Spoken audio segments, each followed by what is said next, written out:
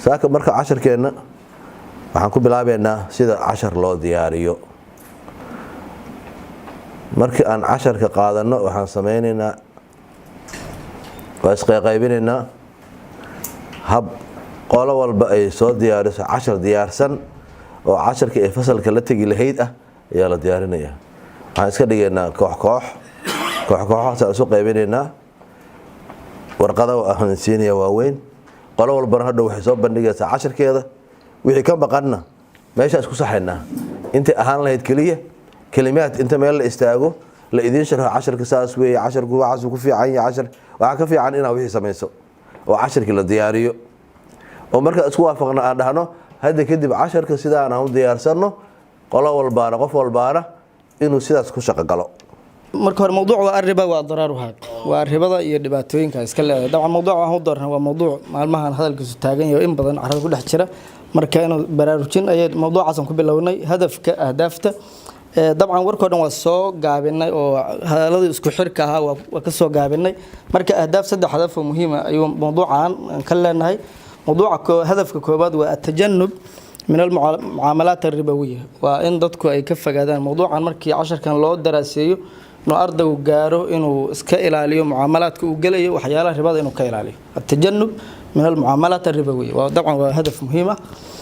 hadafka labaad oo ku jiray dabcan khadawaadka ku jira waa inuu ardaygu awood u yeesho التمييز بين أنواع الربا. الربا طبعا واحد لها أنواع ترسي بدن بيسكلها هاي واحد شراء الربا في الديون واحد شراء الربا في البيوع. marka ardaygu inuu awood u yeesho inuu kala saaro ribada midda gasha beeca iyo midda diyuunta iyo inuu awood u yeesho. dabcan waa hadafka labaad. hadafka saddexaad waa sharxu adrar riba, inuu ardaygu awood u yeesho hadalkaas oo dhan waa gaabinay inuu awood u yeesho inuu sharxi karo dhibaatooyinka ay bulshada ku leedahay ribadu. dabcan ribadu dhibaatooyin badan bay iska leedahay dhinaca bulshada, dhinaca iqtisaadka, dhinacyo badan. marka inuu ardaygu sharxi karo fahmina sharxi karo dhibaatooyinka iska leedahay ribadu. dabcan saddexaas hadaf baan ku soo gaabinay. khadawaadka aan marayno iyo casharka oo kow waa tacriif riba, ribada awalan in la qeexo oo ardayga la baro waxay riba tahay. lambarka labaad anwaacda ribada inuu ardayga la baro. lambarka saddexaad waa axkaamu riba iyo adiladeedii iyo waxa taxriimkeedii iyo wixii nahyi ku soo arooray in ardayga la baro. afraad waa amthila tatbiiqiya mulaa'ima maca alwaaqic, in ardayga la tuso tatbiiq oo bunuugta iyo waxyaalaha mucaamalaadka jira oo ribadu ku dhex jirto in ardayga tatbiiqaad laga siiyo. khadawaadka darsigu intaas noqonaya. dabcan wasaaisha tacliimta loo marayo wasaaisha la adeegsanayo waa sabuurada iyo dabaashiirta iyo muqararka iyo dafaatirta lagu soo taxdiir dars. waxa ugu dambeeya waa taqwiim ama taqyiim. taqyiimku marka wuxuu noqonayaa ardayga markii darsigan la bixiyo in as'ila ardada loo jeediyo oo ku saabsan dhinaca darsiga dhinacyadiisa oo dhamma waa as'ila ka imaanaysa ustaadka oo ardada loo jeedinayo. midda labaad waa tafciil mushaarakatin fi anshidat ad-dars, in ardada as'iladooda la qaabilo iyo waxay casharkii ka fahmeen in la qaabilo. labadaas ayay noqonaysaa taqyiimku. akhiiranna waxa waa manhajka معيارك درسك أكاديمي والمنهج المقرر طبعا يوجد سات قدرك. ما أنت عشر كوا كودا بيش كوباد لبضة كونيو لباتنك وكو تاريخ إسناي ما ددو وصومالي وأف صومالي عشر كا وشاكو عوانكو وسدح دبي يلي باه فصلك والشناد حيصدو وحيصد صدحات وقتكو وفرطن دقيقو وتشيدوينك عشركة دماتك عشركة أرضيقو وإنو الشيقي كراه وحلوغة تشيدو قصة الشيكة قيبة كميدة وتشيدو اللباد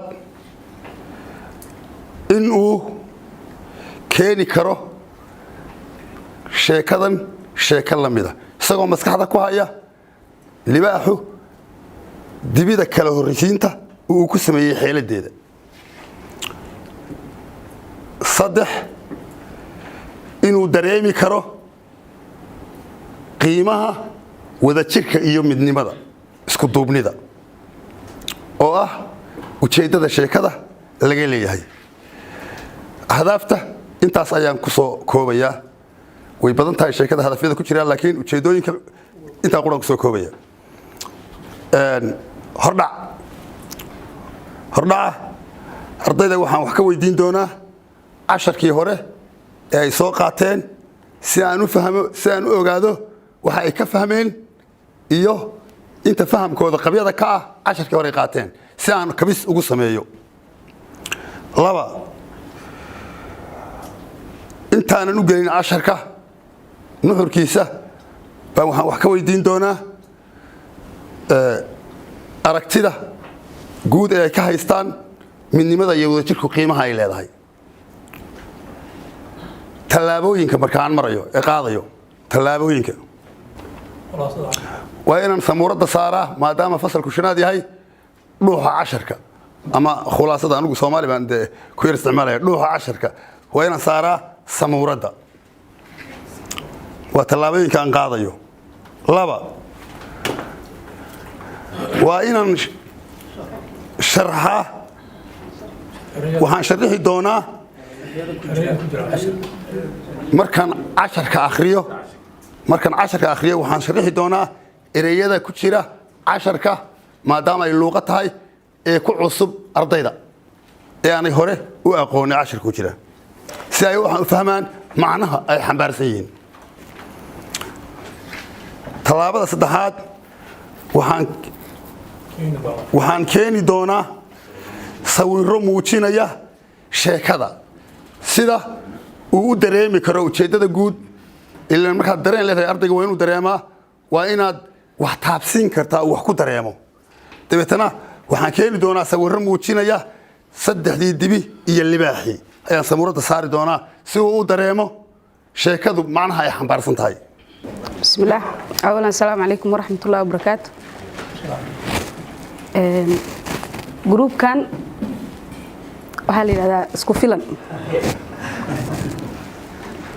magaca isku filanna waxaa loogu bixiyey waxaan isleeyahay waa dareemi kartid ma ladiin sheegaa insha allah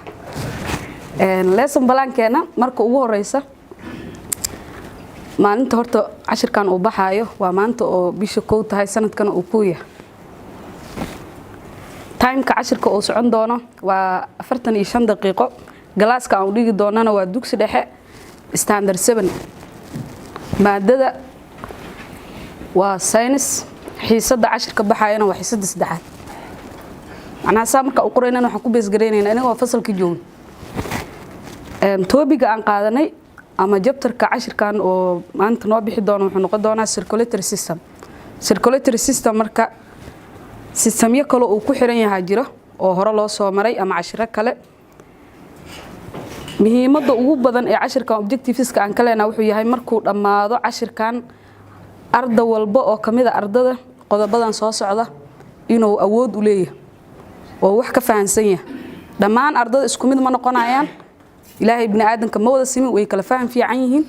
laakiin inta ugu badan inay fahmaan la rabaa waxyaabahan soo socda arday walbana feedback ugu dambeeya ee wax ka imaan karaan objectiveka ugu horeeya ee cashirka ka leenahay wuxuu yahay arday walba oo galaaskaas ka mid ah markaan cashirka dhammeeyno inuu qeexi karo circulatory system pointigaas markaan leenahay waxaan u fiirinay domainskii ama bolomis taxonomy ayaan u fiirinay objectiveska labaad ee cashirka aan ka leenahay wuxuu yahay cashirka markaan dhammeeyno inay ardada kala saari karaan waxa la yiraahdo WBC iyo RBC oo laga soo gaabiyay white blood cells iyo red blood cells objectiveska saddexaad ee cashirka ka leenahay wuxuu yahay in ay ardadu ay isbarbar dhigi karaan jambariska ama qaybaha oo u qaybsan yahay wadnaha wuxuu u kala qaybsan yahay dhowr qaybood u qaybsama marka koowaad ardayga inuu ka bixi karo concept guud horta wadna wuxuu yahay inuu fahmi karo kadibna inta uu si kala baxbaxo inuu si sheegi karo inuu u kala baxo laba jambar oo upper jambaris iyo lower jambaris kadibna uu qaybahooda uu si sharxi karo objectiveska afraad ee cashirka aan ka leenahay wuxuu yahay arday walba markuu cashirkan qaato oo uu soo qaato fahankiisii iyo sawiradiisii iyo waxyaabihii la midka markuu dhamaado inuu wadnihiina sawiri karo oo mid walba ama level walbana uu ku sameey karo magaciisa uu ku qori karo oo magacyada sida ay u kala leeyihiin positionada ay kala dhacayaan haddii ay yihiin aroorayaalkii haddii ay yihiin halbowlayaalkii haddii ay yihiin jambarskii kale ee wadnaha lahaa iyo qaybihiisa kala duwan inuu arda walba oo darown oo ku sameyn karo maadaama waxa laga hadlayo ay yihiin circulatory system oo aan looga maarmaynin sawirro badan ama pictures fara badan waxaan ka hadli doonaa haddii la yiraahdo nidaamka markii la rabo cashar in la diyaariyo processka la raaco waxa ugu horeeya ciwaan ahaan waxaa la yiraahdaa lesson plan waxaan raacsiinaynaa magaca macalinka casharka dhigayo iskuulka magaciisa taariikhda sidoo kale fasalka aan wax u dhigayno kadib waxaan soo gudbaynaa maadada aan dhigayno magaceeda sidoo kale waxaan sheegi doonaa waxa aan ka hadlayno ciwaankiisa waxa uu yahay anaga tusaalahan waxaa noo ah goods and service waa badeeco iyo adeeg maadaama group 0.5 leeyahay aan ka socdo business iyo technology jamaca isugu jiro waxaan wada fahmi karnaa qaadanay oo ah mucaamalaadka Soomaalida in bini'aadanka oo dhan ay ku dhisan yihiin oo ah in la ganacsado xiisada waxsada koowaad waqtiga inta uu socdo doono 45 daqiiqo school basekiisa waa intaas jaamacad kama hadlayno resource-ga aan wax ka dhigi doono ama isticmaali doono waa book ama buugaagta secondary-ga business-ka gaar ahaan objectives-ka aan ka leenahay waxay tahay ardadan marka casharkan uu gabagabeyno inay awoodi karaan inay qeexi karaan caday karaan badeeco iyo adeeg sidoo kalena tusaale kaas waa qaybta koowaad hadafka labaad waa inay kala saari karaan maxaa badeeco ah maxaa adeeg ah isla markaana inay tusaale ka bixi karaan ay dhigi karaan shaygan waxa la yiraahdaa adeeg shaygan waxa la yiraahdaa adeeg maxay ku kala duwan yihiin guud ahaan meeshan ku sheegi doonaa si guud haddii aan u sheegnana waa shay la taaban karo iyo shay aan la taaban karin khulaas ahaan materialka loo baahan yahay marka la rabo cashar in la bixiyo laga maarmaanka nooca wuxuu noqonayaa qalin inaan heli karno sabuurada tan meesha taalo kala soo qaadano whiteboard blackboard oo isticmaali karnaa iyo sidoo kale tirtirihii markaan casharka gabagabeyno ama sabuurada naga buuxsanto aan baabi'ilin ugu dambeyn evaluation aan sameynaynayo ardayda su'aalan ka weydiinayna casharkii aan soo marnay sidoo kale qiimeyn ah shakhsiyaadka ardayga macalinku wuxuu kala yaqaanaa ardayga fasalka uu liito kan ugu fiican markuu muddo la joogo inaan ognahay anagoo ka bilaabayna su'aalaha kuwa xoogaan isleenahay amaysan si fiican kula socon maadadu waa xisaab chapterkan qaadanayna waa quadratic equation ciwaanka maanta aan qaadanayna waa introduction to quadratic equation waxaan hor u dhac u sameynaynaa quadratic equation fasalka aan u dhigaynaa waa grade 10 ama form 2 xisada saddexaad ee casharkan ku bixinaynaa taariikhduna waxay tahay maanta oo 1 bisha January 2022 ka ah xisadeen waxay ka kooban tahay 40 minute oo rabnaa inaan casharkan insha Allah ku koofar gareyn meeshaan wax ka soo qaadan doonaa ama xogtaan waxa asaas u ah buugga oo syllabuska loogu talagalay in grade kan lagu dhigo methodology-ga casharka aan ku bixin doonaana waa discussion ku bilaaban doona marka hore su'aalo ardayda ayaan naga dhex mari doona kadibna lecturing inaan u jeediyo casharka qaybtiisa cusub ardayda objectives-ka casharka haddii aan soo aadno marka casharkani uu dhammaado soo jeedina kadib waxaan rabnaa in ardayda ay awoodaan afartan shay number 1 inay qeexi karaan quadratic equation maxaa la dhahaa haddii la weydiiyo inay define gareyn karaan number 2 inay quadratic equation u qori karaan standard form number 3 inay sheegi karaan hababka kala duwan ee lagu xalliyo quadratic equation number 4 maadaama form 2 la joogo badana form 1 ka waxaa lagu soo qaataa linear equation inay isbarbardhig ku sameyn karaan linear equation ka hore ay soo barteen iyo quadratic equation oo hadda ay halkan ku baranayaan objectives-kaas markaan ka gudubno soo jeedintii casharka ayaan galaynaa waxaa noogu horeeya introduction inaan casharka u sameyno iftitaax iyo furfurasho waxaan ku furfuranaynaa marka hore su'aalo aan weydiin doono ardayda aan ardayda weydiinayo kuwaasoo ku saabsan maadaama hadda quadratic equation aan dhigi doono linear equation-ka aan hore u soo marnay form 1-kii si ay u soo xusuustaan kadibna ay u fahmaan difference-ga u dhaxeeya labadan isla eg marka su'aalahaas oo linear equation markaan weydiiyo ka bacdi ay ka jawaabaan intii ka dhiman aan ugu daray xusuustaan linear equation sidoo ahaan jiray sidoo u qornaan jiray kadib ayaan haddana waxaan weydiin doonaa su'aalo guud oo ku saabsan quadratic equation wax ay ka fahamsan yihiin hadda iyo haddii uu jiro qof wax ka soo arkay concept ka haysta